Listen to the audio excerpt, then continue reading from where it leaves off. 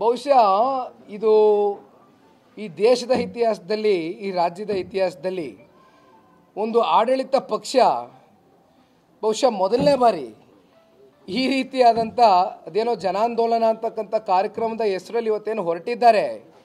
ಇವತ್ತು ವಿರೋಧ ಪಕ್ಷದವ್ರಿಗೆ ಕನಿಷ್ಠ ಪಕ್ಷ ವಿಧಾನಮಂಡಲದಲ್ಲಿ ಮೂಡ ಹಾಗೂ ವಾಲ್ಮೀಕಿ ಹಗರಣ ನಡೆದಂಥ ಸಂದರ್ಭದಲ್ಲಿ ಚರ್ಚೆ ಮಾಡಲಿಕ್ಕೆ ಇವತ್ತು ವಿಧಾನಸಭೆಯಲ್ಲಿ ಅವಕಾಶವನ್ನು ಮಾಡ್ದಿರಾ ಪಲಾಯನವಾದವನ್ನು ಮಾಡಿ ಇವತ್ತು ರಾಜ್ಯದ ಜನತೆಗೆ ಒಂದು ಅನುಮಾನ ಮೂಡಿಸ್ತಕ್ಕಂಥ ರೀತಿಯಲ್ಲಿ ಅವರ ನಡೆಗಳೇನು ಕಾಣ್ತಾ ಇದೆ, ಇವೆಲ್ಲವನ್ನು ಕೂಡ ಮುಚ್ಚಾಕೊಳ್ಳಿಕ್ಕೋಸ್ಕರ ಇವತ್ತು ಜನಾಂದೋಲನ ಅಂತಕ್ಕಂಥ ಹೆಸರಲ್ಲಿ ಏನು ನಮ್ಮ ಈಗೆಲ್ಲ ನೆನ್ನೆ ಇದಾಯ್ತಾ ಎಂಥದ್ದು ಮದ್ದೂರು ಇವತ್ತು ಮಂಡ್ಯ, ಇದು ಜಸ್ಟ್ ಈ ಇಶ್ಯೂನ ಡೈವರ್ಟ್ ಮಾಡ್ತಕ್ಕಂಥ ಕಾರ್ಯಕ್ರಮ ಅಷ್ಟೇ. ಇದು ಇದರಲ್ಲಿ ಏನು ಉರುಳಿಲ್ಲ.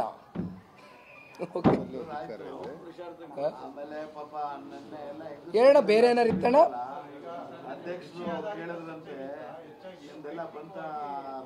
ಗುರುಣ್ಣ ಒಂದ್ ನಿಮಿಷ ಗುರುಣ್ಣ.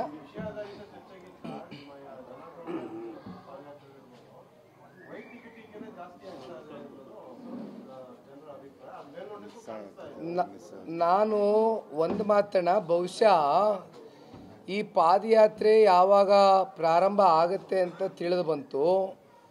ಪಾದಯಾತ್ರೆ ಪ್ರಾರಂಭ ಆದ ನಂತರ ಇವತ್ತು ಕಾಂಗ್ರೆಸ್ನ ವಿರುದ್ಧವಾಗಿ ಒಂದು ಜನಸ್ತೋಮ ಇವತ್ತು ಎರಡು ಪಕ್ಷದ ಜೊತೆಯಲ್ಲಿ ಏನು ನಿಂತಿದೆ, ಇವೆಲ್ಲವನ್ನು ನೋಡಿ ಸಹಿಸಕ್ಕಾಗದಿರ ಇವತ್ತು ಕಾಂಗ್ರೆಸ್ಸು ಒಂದು ರೀತಿ ಭಾಳ ಹತಾಶ ಮನೋಭಾವದಿಂದ ಈ ರೀತಿ ವ್ಯಕ್ತಿಗತವಾದಂಥ ಟೀಕೆಗಳು ನಾನು ಹೇಳಿದ್ದೀನಣ್ಣ.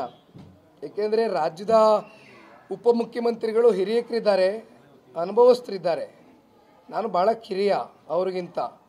ಆದರೆ ಒಂದು ಮಾತನಾಡಬೇಕಾದ್ರೆ ತಾವು ಹೇಳ್ದಂಗೆ ರಾಜಕೀಯವಾಗಿ ಒಬ್ಬರನ್ನೊಬ್ಬರು ವಿರೋಧಿಸ್ತಕ್ಕಂಥದ್ದು, ವಿಷಯಾಧಾರಿತವಾದಂಥ ಚರ್ಚೆಗಳು ಮಾಡ್ತಕ್ಕಂಥದ್ದು ಆರೋಗ್ಯಕರ.